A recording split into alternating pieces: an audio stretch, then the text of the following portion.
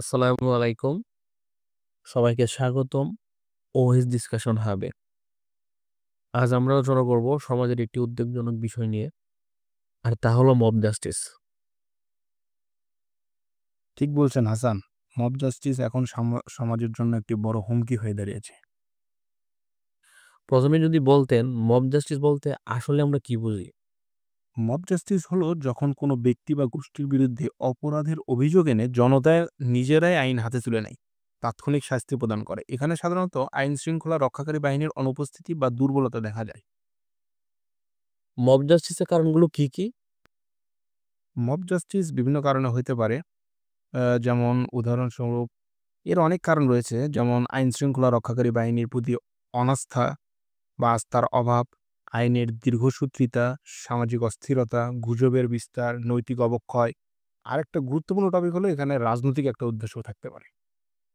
বিশ্বে মব জাস্টিসের কিছু উদাহরণ যদি দিতেন। অবশ্যই সারা বিশ্বে এরকম মব জাস্টিস হয়ে থাকে। শুধু বাংলাদেশে বর্তমান ঘটতেছে বিষয়টা এরকম না। ঠিক আছে। অবশ্যই ল্যাটিন আমেরিকার অনেক দেশে, বিশেষ করে মেক্সিকোতে মাদক চোরাকারবারিদের বিরুদ্ধে মব জাস্টিসের ঘটনা ঘটে।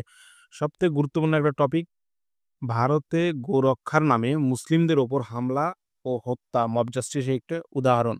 এবং এই যে রিসেন্ট একটা ঘটনা দেখবেন যে ভারতে হলিডেতে তারা হোলির অনুষ্ঠান করতেছে, এই সময় মসজিদের সামনে দিয়ে তারা যখন মিছিল নিয়ে যাচ্ছে, স্লোগান দিচ্ছে, সেই সময় তারা মসজিদে হামলা করছে। এরকম উদাহরণ পুরো সারা বিশ্বেই ঘটে আরকি। বাংলাদেশেও মব জাস্টিসের ঘটনা ঘটেছে, এর কারণ কি কি? বাংলাদেশে মব জাস্টিসের ঘটনা ঘটেছে। এর অন্যতম কারণ হলো আইনের প্রতি মানুষের আস্থার অভাব ও গুজব। এছাড়াও রাজনৈতিক অস্থিরতা বাংলাদেশে বিরাজ করছে এবং সামাজিক অস্থিরতা এর পেছনে ভূমিকা রাখে। মব জাস্টিস কি আসলে কোনো সমাধান? কখনোই নয়। মব জাস্টিস আইনের শাসনের পরিপন্থী। এখানে নিরপরাধ মানুষও ভুক্তভোগী হতে পারে। এটি সমাজে বিশৃঙ্খলা সৃষ্টি করে, মানুষের মধ্যে ভয়ের সঞ্চার করে। আচ্ছা, বাংলাদেশ একটা মুসলিম অধ্যুষিত দেশ, সংখ্যাগরিষ্ঠ মুসলিম, তারপরে এখানে মব জাস্টিস হয়। ইসলামী মব জাস্টিস কিভাবে দেখে? ইসলামে মব জাস্টিস সম্পূর্ণভাবে নিষিদ্ধ। ইসলামী আইনের শাসন ও ন্যায় বিচার এবং শরিয়া আইনের ওপর গুরুত্ব দেওয়া হয়েছে। সেখানে ইসলাম অপরাধীর বিচার করার দায়িত্ব আদালতের ওপর ন্যস্ত করেছে। আপনি যদি ইসলামী আলেম সমাজের একটা মতামত দেখেন, সেখানে বাংলাদেশে ইসলামিক আলেম সমাজ মব জাস্টিসকে একটা গর্হিত কাজ বলে মনে করেন এবং তাদের মতে ইসলামের পরিপন্থী এবং সমাজে বিশৃঙ্খলা সৃষ্টি করে এই মব জাস্টিস। মব জাস্টিস প্রতিরোধে আমাদের কি করা উচিত বলে আপনি মনে করেন?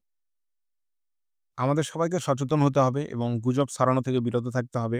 আইন শৃঙ্খলা রক্ষাকারী বাহিনীর উপর আস্থা রাখতে হবে। আইনের প্রতি শ্রদ্ধাশীল হতে হবে। সামাজিক মূল্যবোধ ও নৈতিক শিক্ষার উপর জোর দিতে হবে। একদম ঠিক বলেছেন। আমাদের সম্মিলিত প্রচেষ্টায় পারে এই সমস্যা সমাধান করতে।